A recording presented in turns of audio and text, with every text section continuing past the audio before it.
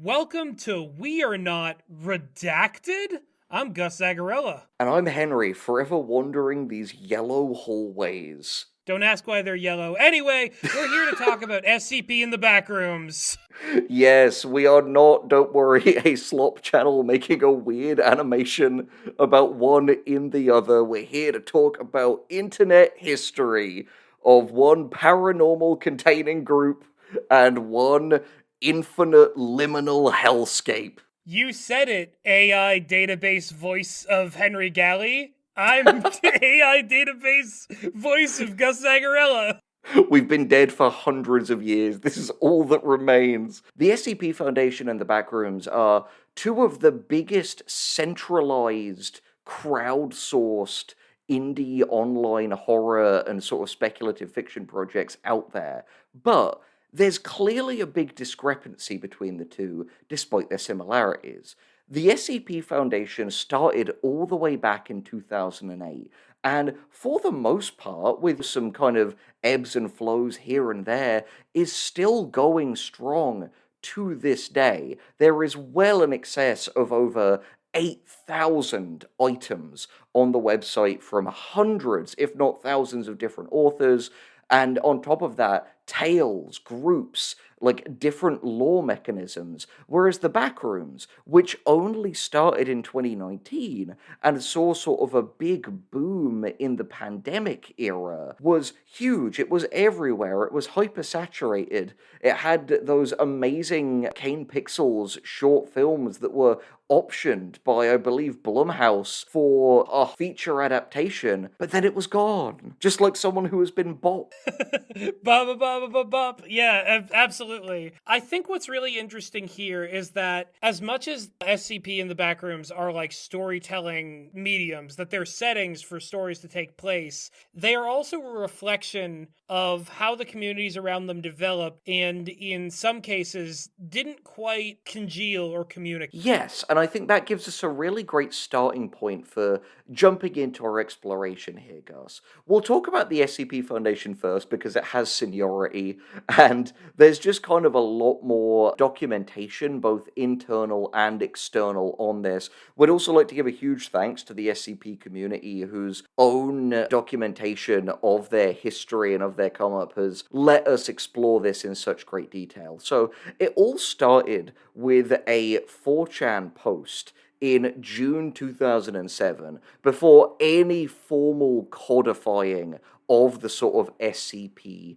concept. It contained a picture of the sculpture Untitled 2004 by the Japanese artist Izumi Kato, and it described this strange statue that will snap your neck if you look away from it at any point. And that's kind of a weird, interesting concept. It happened around the same time, and potentially, I believe, just before the release of the Doctor Who Weeping Angels.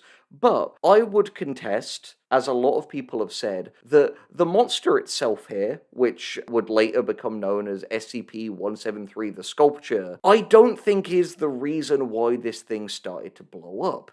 It was the format, which, in absolute contrast to a lot of the creepypastas we were seeing pop up at the time, which were this very informal, very colloquial, like urban legend, oh, this happened to my buddy Eric type stuff, it was cold, clinical, almost scientific. And while it's a lot less polished than what you'll see being done with the format on the SCP wiki today, it really lodged into people's minds in those 4chan, like, ex-paranormal boards. Well, absolutely. Like, if anything, and this is for better or worse, can run with like a format and take it to its logical extreme and adhere to it, it is the anonymous people on 4chan.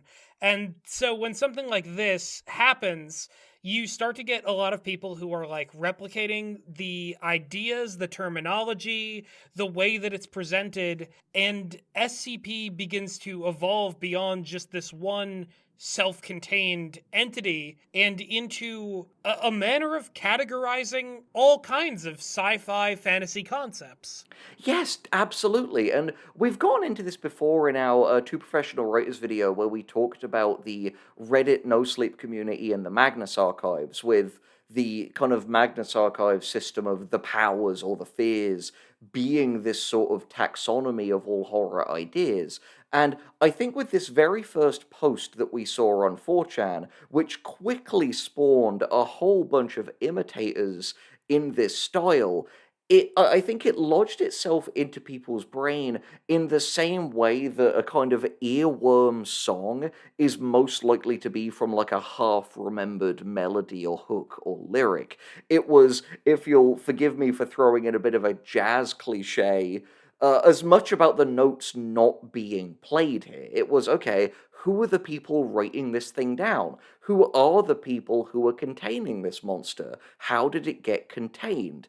And I think this was the rolling ball which got other people making these posts until, according to most tellings, the kind of 4chan boards were sort of like, hey guys, could you take this somewhere else? This is kind of clogging up the X boards a little bit, which led to them first hosting this very protoplasmic version of the SCP Wiki on the Edit This forums before in 2008, which is why I think 2008 is given as the kind of sincere start date for most of this, moving over to Wikidot, which is when the SCP Foundation and its sort of system as we know it really started to exist. And that's a sort of fascinating period of time because around that time, Slenderman was breaking into visual media with stuff like Marble Hornets. And it's that same kind of idea of like a crowdsourcing of an entity or a character. I'm really glad that you brought up Slenderman because an interesting commonality in a lot of these stories is that these ideas, whether we're talking about like Slenderman style creepypasta, the SCP Foundation, and as we'll get into later in the Backrooms, they always begin in forums because it was 4chan for the SCP Foundation. It was initially 4chan and then later, in a big way, Reddit for the Backrooms, and it was Something Awful, which produced the Slender Man with the create your own new creepypasta urban legend cryptid monster that the Slender Man ended up hijacking. And I find it kind of interesting. I'd almost venture to say that the first point of comparison here is the amount of time that something spends in the smaller forum circle will dictate how long it will end up surviving in the more mainstream spheres outside. It's almost like a sort of gestation period where they work out the quirks in like a smaller community. In the earliest stages of a new show, they will play it to small groups to A/B test certain elements and change things.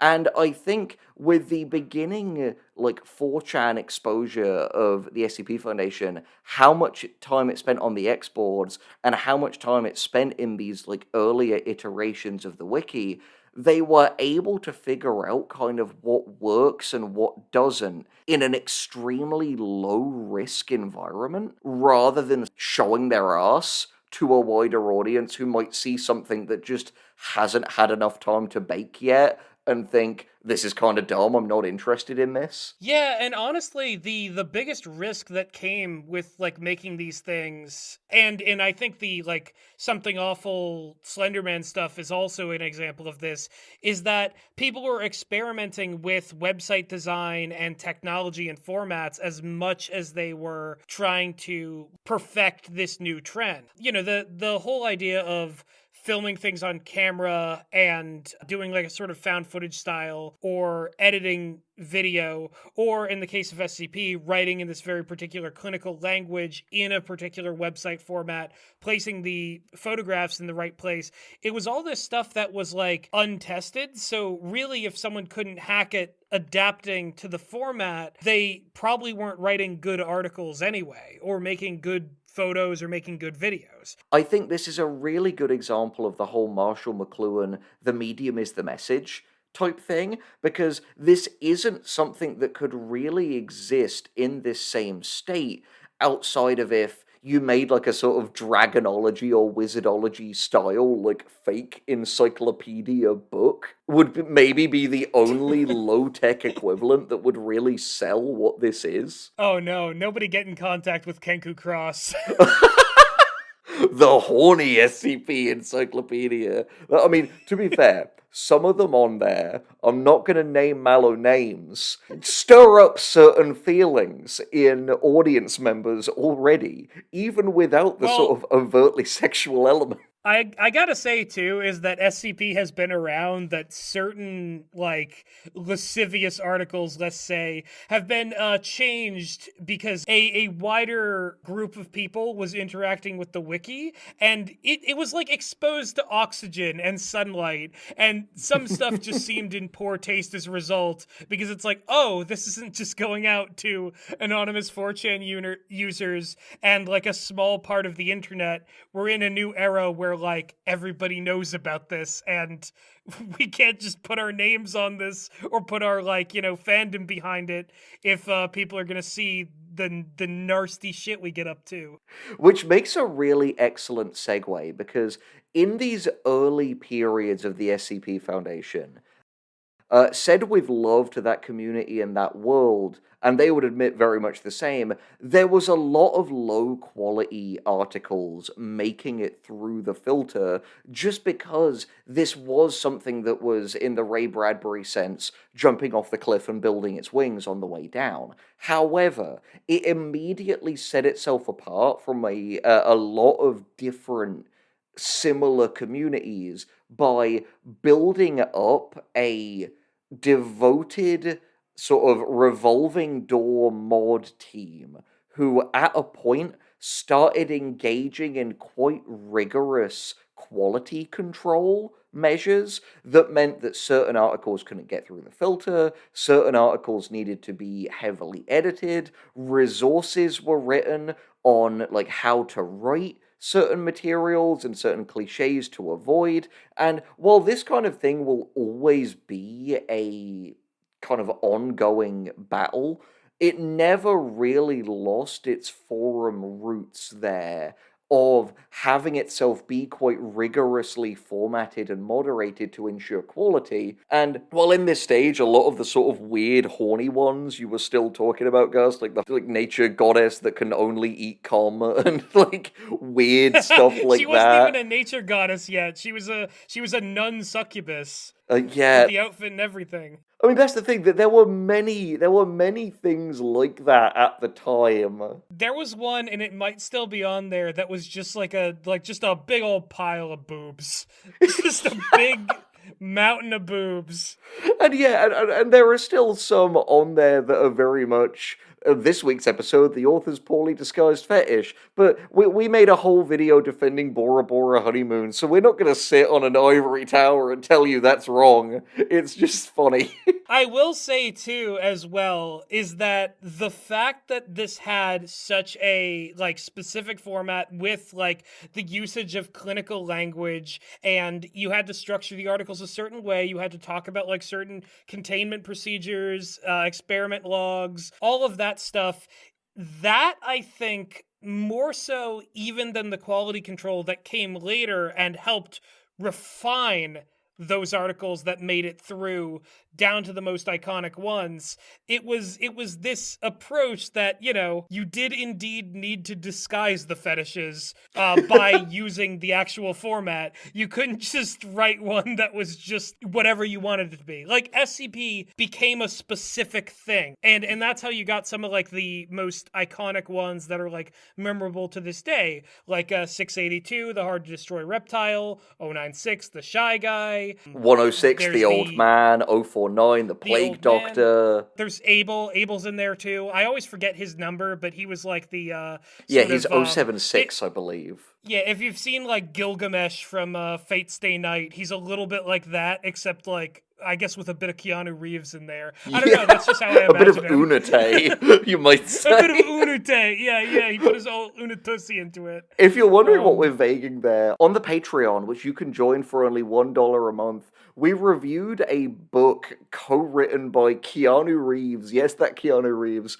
and fantasy author China Mieville about Keanu's sort of edgy self-insert character Unate, who is an 80,000-year-old warrior who like revives every time he's killed, and he it's basically is Abel from the SCP canon. Yeah, yeah, it's like a baffling book, and we have kind of conflicting opinions about it, but it is effectively feels like it would fit right at home within the SCP universe because again, this kind of like, very very clinical lab coats, scientists, ancient entities with unique and strange powers, all of that stuff became very clearly SCP's bag. And with that being said, then there's the Backrooms. Yeah, it's true because the one thing that, well, I say the one thing, there's a lot of things that SCP Foundation and the Backrooms have in common, but the biggest thing that both of them have in common in terms of their format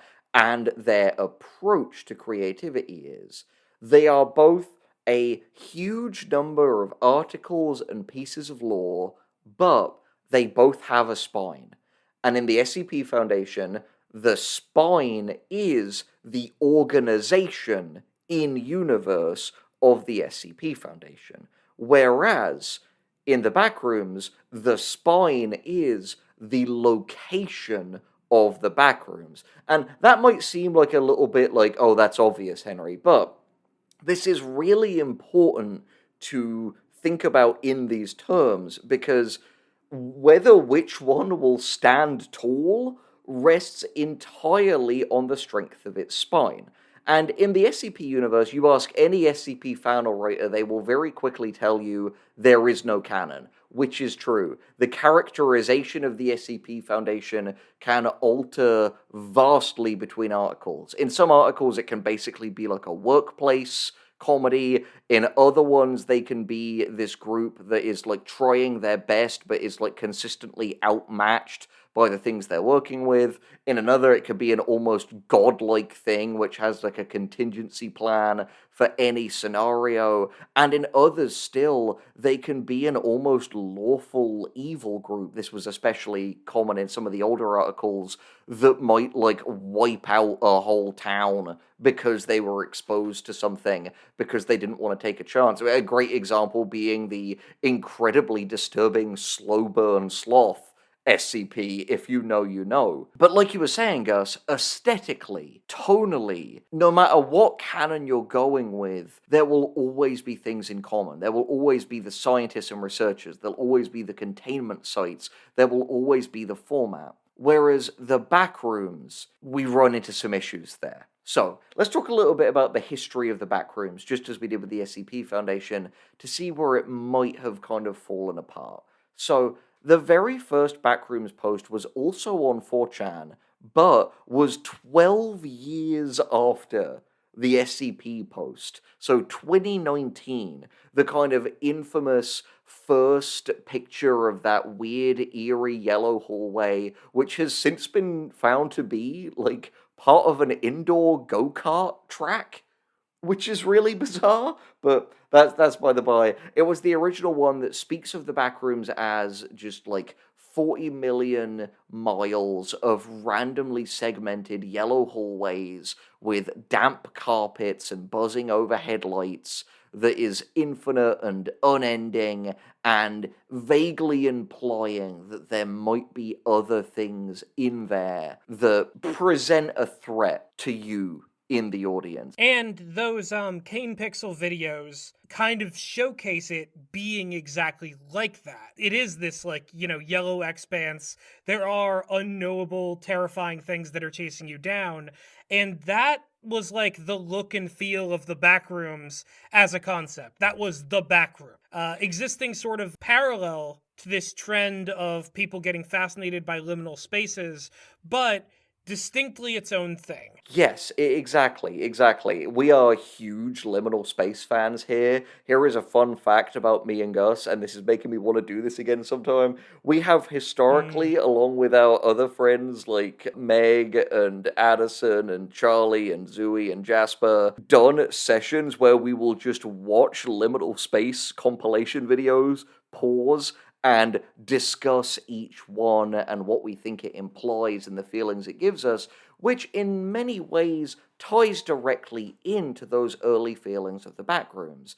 And as other people making videos on this subject, like Super Opatch Wolf, have pointed out, I don't think it's any accident that we suddenly saw the proliferation of the Backrooms during the early years of the pandemic. Because I think with us all trapped inside, it weirdly kind of forced us to turn our gaze inwards and put an inordinate amount of focus on the spaces that we exist in day to day. Yes, and the thing is, that influence and that way that the Backrooms affected just about everybody who was kind of stuck indoors, it didn't kind of get contained to the internet. Like, the set design and the, like, whole aesthetic of Severance has been, like, on record said to be, like, influenced by the Backrooms, and you can very much see that. The thing is, though, the Backrooms themselves didn't remain merely something that was like influencing other liminal space content on the internet. As a matter of fact, it was almost working in reverse, as every trend in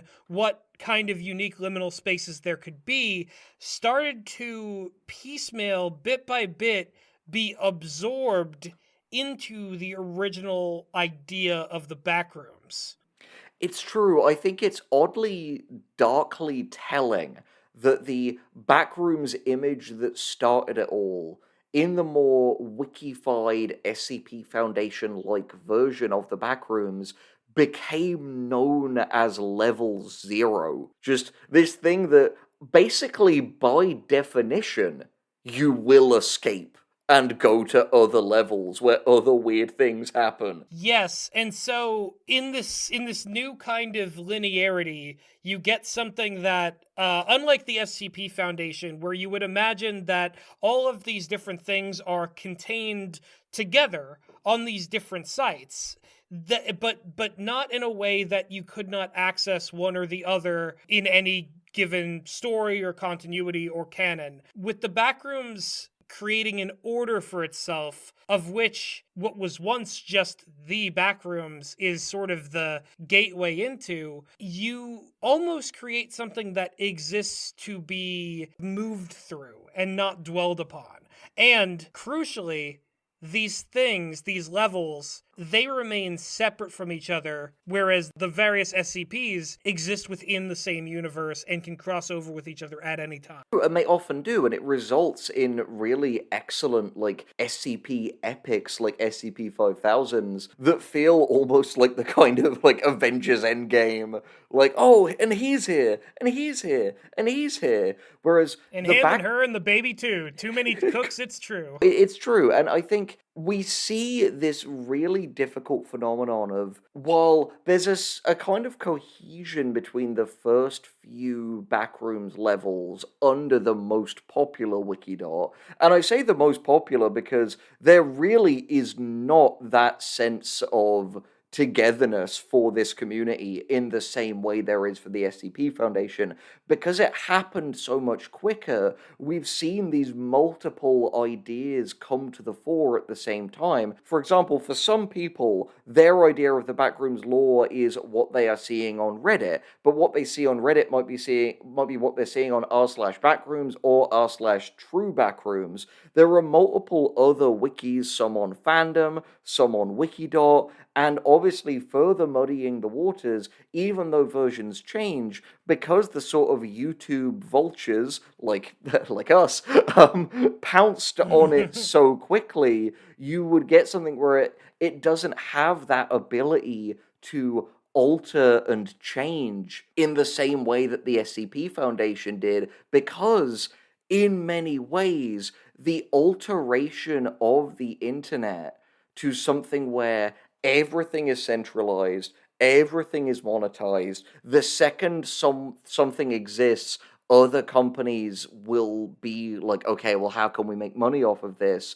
It resulted in these sort of like vampire bats descending on the back rooms immediately. It's something that I hear stand-up comedians complaining a lot about is some of the most iconic stand-ups would have worked out their early material in small clubs and they would have bombed a lot, but in bombing they could work out their stuff, work out what works, what doesn't work, and find their identity. But everyone has phones now. If you bomb early on in a like set and someone films it and uploads it, you might be screwed. Or the opposite, if you try an experimental set that goes really well, someone posts it on YouTube and it goes super viral, that's the person you've got to be from now on. Because that's how people know you. There isn't that gestation period we were talking about earlier that is super Yeah. important for working out the kinks. And so what you end up getting in a way for like, the Backrooms and all of its various continuities is you get something that's almost like a canon blockchain where Mm. there are various disagreements about like whether or not the thing is part of this thing's identity, but it's almost like the community is more about the existence of the varying continuities than it is able to know which is which. And this presents something of a problem when you have like the bestiary of creatures on this. Now, I don't want to come for anyone's particular Backrooms creature. There are some creative ones, there are some like interesting designs, there are some interesting concepts. There is the whole idea that like liminal spaces shouldn't have creatures at all, which I mostly lean towards. But putting all that aside, the issue with any individual Backrooms creature is not that it exists, it's that it is alongside the other ones. In a very D&D world is chock full to the gills of monsters. Now, at any given D&D table, the DM can decide which monsters the players encounter. And likewise, in SCP, even though there are lots of different goobly-goos and bunkaquunks, the author of whatever article can decide, well, this one's still in containment, so it's not part of this story. These two will never interact because they're contained at different sites. With the entities of the Backrooms all being ascribed to different levels or multiple levels, you have to just imagine them constantly interacting and or making a beeline for the nearest human while not having any kind of relationship with each other. True, and I think the particular way that these articles are formatted as well, you see that typically there'll just be a part where they just have a laundry list of creatures that are in there, and they'll often throw some of the most common ones, like the kind of smilers and the hounds, into like basically every other one. Oh, don't forget the clumps. Yeah, oh, the clumps, of course. My favorite personally is the dunk.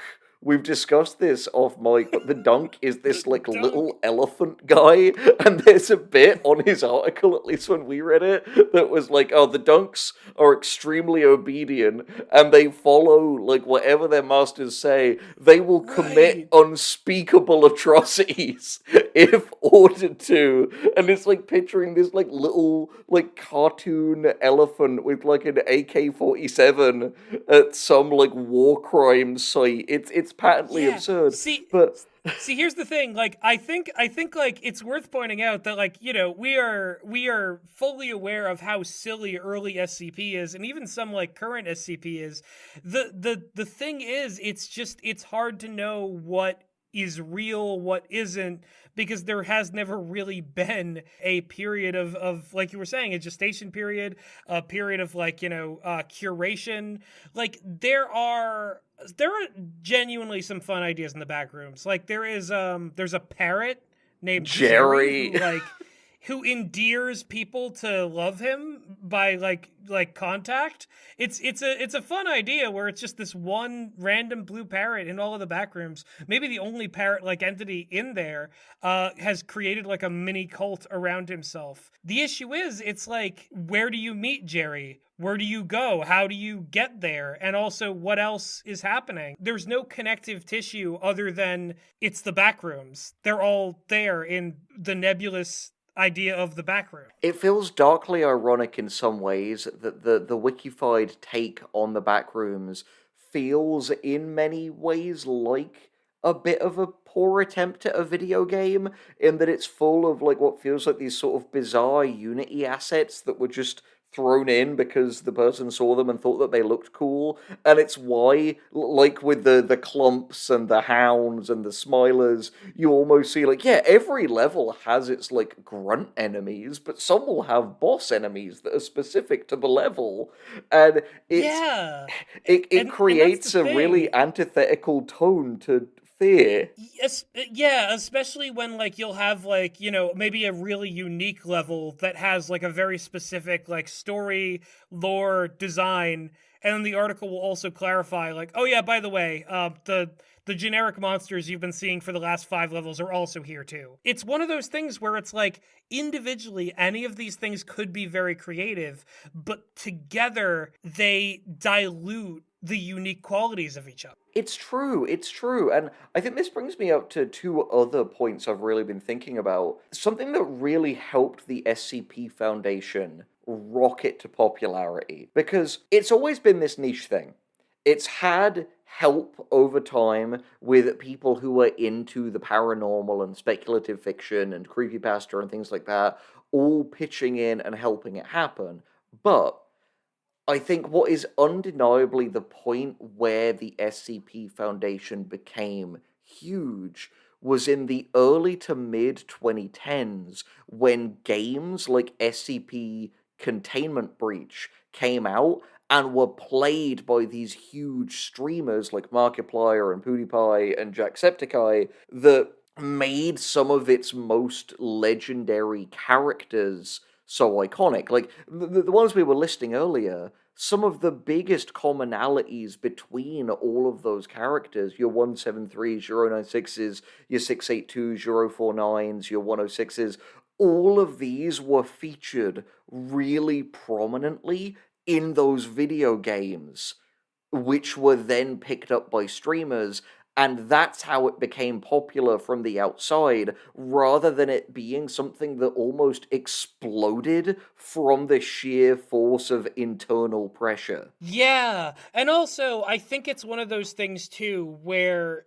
because it was all inside the house, this codifying and stratifying like the different levels from the beginning, and not like always thinking of them as like part of a whole, no matter how much they didn't mingle with it, rather than trying to craft a unique, singular SCP article, you get something similar to the tragic tale of Slenderman, who I think is unfortunately a sort of patient zero for what that ended up happening to the Backrooms in a way, because the various continuities of Slenderman constantly added like new lore and sort of built the profile of Slenderman, and none of those things individually are the fault. It was just eventually Slenderman became such a phenomena that it broke containment in a few really bad ways, and one of them was a official Slenderman movie getting made.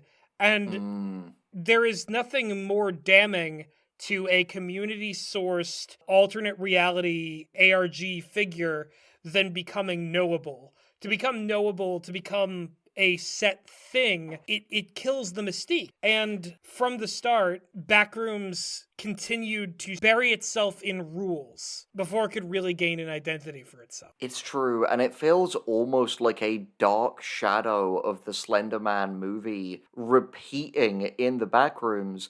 No shade to Kane Pixels, because I think he got so popular because, as you were saying earlier, Gus, he's a guy who knows what to do with it. What I'm instead gonna turn my big glowing Baylor's eye towards is that Ryan Murphy made a, from what I've heard, horrible Backrooms episode of American Horror Stories that bafflingly features Michael Imperioli, aka Chris Moltisanti from The Sopranos, Oh, in the lead. wow. And I can't think of anything that is more credibility destroying than in the words of friend of the show and frequent contributor Meg Tewton, Ryan Murphying all over it. Yeah, it's one of those things where for better or for worse, no, I mean you've seen the title of this video, you've For heard the discussion worse. up until now. For very much worse, the Backrooms sped run the Slenderman to like license slop pipeline, and also did so in a way that it is so evident that SCP has never done in a much longer time frame. And almost like the sort of Disney Vault, the periods where SCP hasn't been talked about has made people miss it. And then when a new game or a new trend or a new meta comes out and it blows up again, there's that warm, fuzzy feeling of the SCP Foundation is back. And I think if you're an indie creator, whether you're part of a creative community or you're doing your own project, what you can learn from this is it's not all about speed. Slow down a little bit, let it bake, get it right, get opinions on it while it's still low stakes to work out the Yeah, problems that could be fatal later if unaddressed. exactly. And I would have to say too that like, the untapped sort of magic of liminality doesn't need to be just the backrooms. That like there are so many other ways that people can tap into it. I'd say that a lot of movies have created some interesting liminal spaces. Like I saw the TV Glow Yes! in a big way. A lot of the way that it uses its beat up arcades and High you know school uh hallways. isolated small town roads. Like there is such a wealth of things you could do with this, and it doesn't have to be part of something that is pre-existing. In so many words, I feel like the Backrooms should go back to just being the Backrooms, and the fact that there was never just the Backrooms is the whole problem with the Backrooms. It had feature creep at such massive speeds that there were no level heads in the room to ever reel it back in and ask the question, what is the core we're talking about here? And that, I believe, fundamentally is why the SCP Foundation succeeded and the Backrooms failed. And Gus, I'd like to think I'm a pretty positive person, especially when it comes to indie online creativity. We want to support everything out there, whether it's a Vor cartoon made by a 60-something ex-Disney animator or crowdsourced horror stories on the internet. And I would love to end this video by just shouting out a couple of my favorite underrated SCPs that I think you should check out. And if you're thinking from this, oh, the SCP Foundation does sound really cool, I've known about it, wanted to dip my toe in, these are ones that I think, if your taste is similar to mine, you'll really enjoy. But before we get into that last little bit, we have something else to tell you about. Some things that we've been working on while we've been hiding in our own little personal back rooms. Yes, indeed we do, because we ourselves are indie creators. We haven't left it up to the unimind of 4chan. We have made these things all within house with some very talented people. And one of those is the Kingmaker Histories, which is friend of the show, Meg Tooton's show, which has just wrapped up its third season. If you love steampunk, if you love the fair folk, if you love all kinds of magic and how different magic systems interact with each other, oh, and alternate history, you'll get a kick out of this show. And because we're between seasons right now, there's never been a better time to catch up. Absolutely. It is an audio drama that you can find as a podcast on Spotify, right here on YouTube, Apple Podcasts, Podbean, anywhere that you can imagine. There'll be links in the description. If you're a big fan of the weirdness of SCP 4000 Taboo,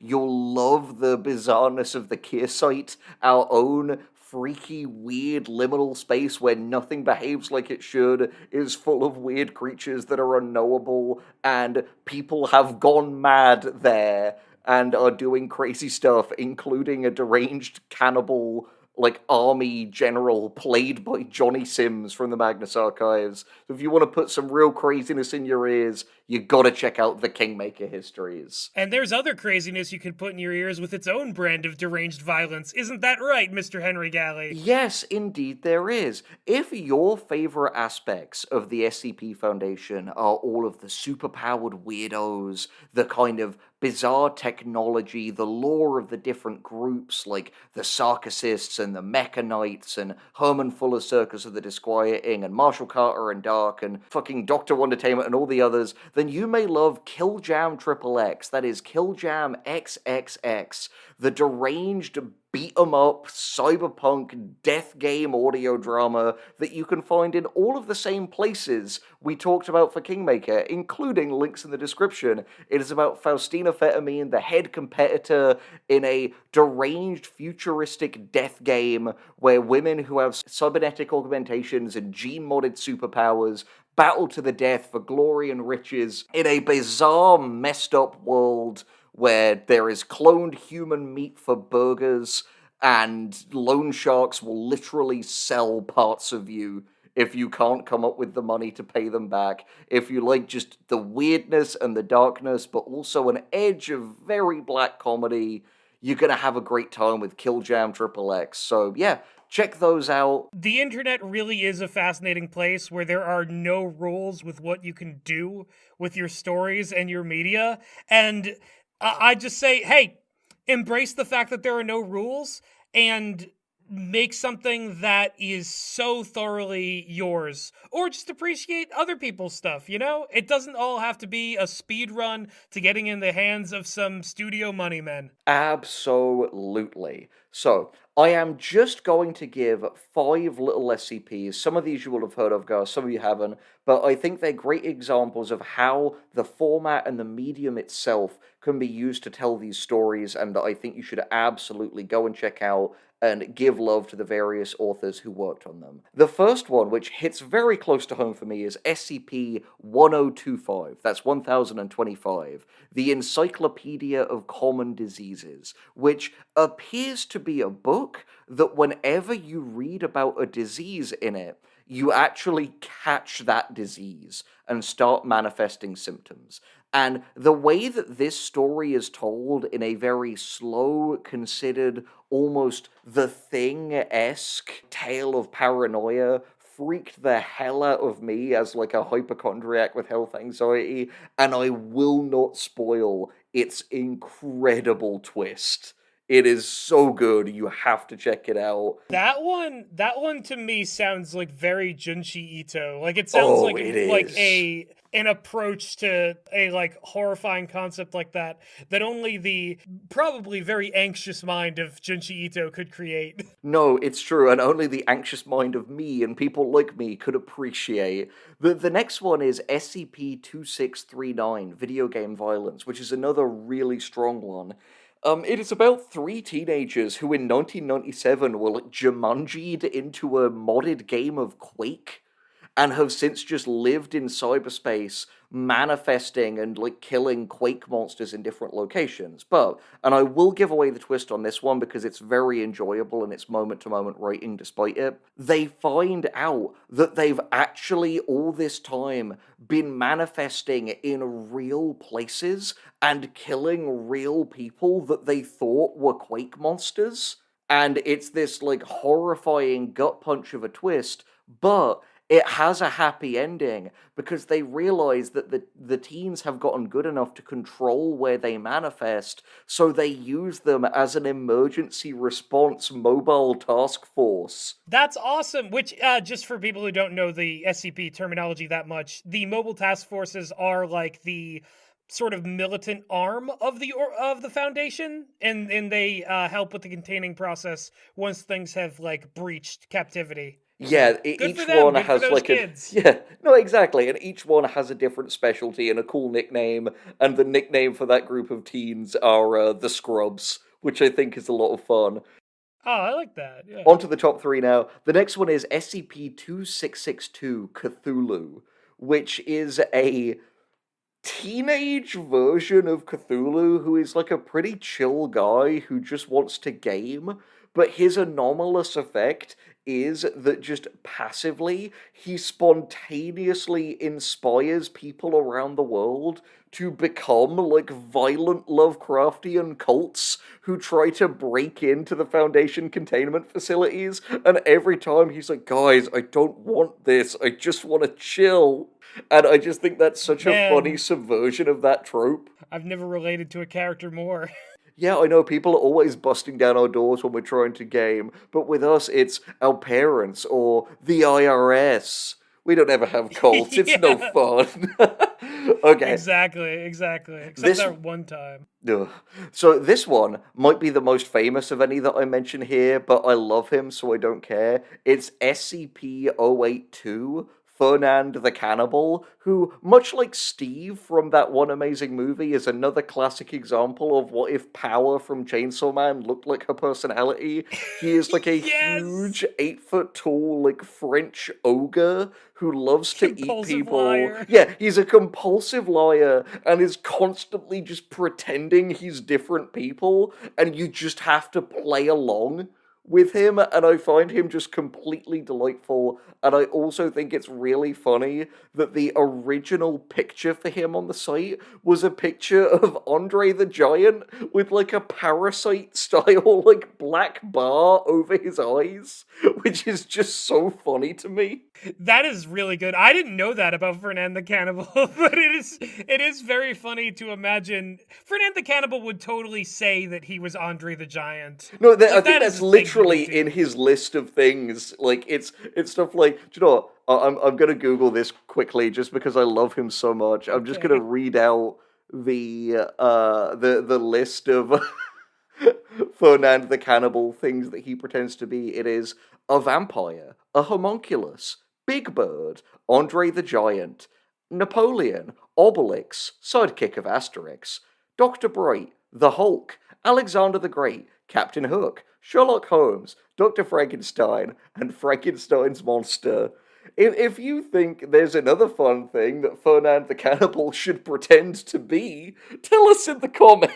Absolutely. No wrong answers, clearly, as long as it like benefits his ego. It's true. And the last one that I think is really fascinating because it is a story that is uniquely and interestingly told through the SCP format and particularly through kind of audio logs of a team investigating a unfamiliar situation is SCP-2935, also known as O Death, which I think is one of the most like existentially freaky without ever employing any like gore or body horror. And I think this one will be particularly affecting for you if you have foreknowledge of the SCP world and some of its most famous things. Thank you everyone for watching this and hearing us talk about these issues. As you can tell, they're very close to our hearts, and if you'd like to see more like videos of us getting into and discussing our more individual and specific opinions on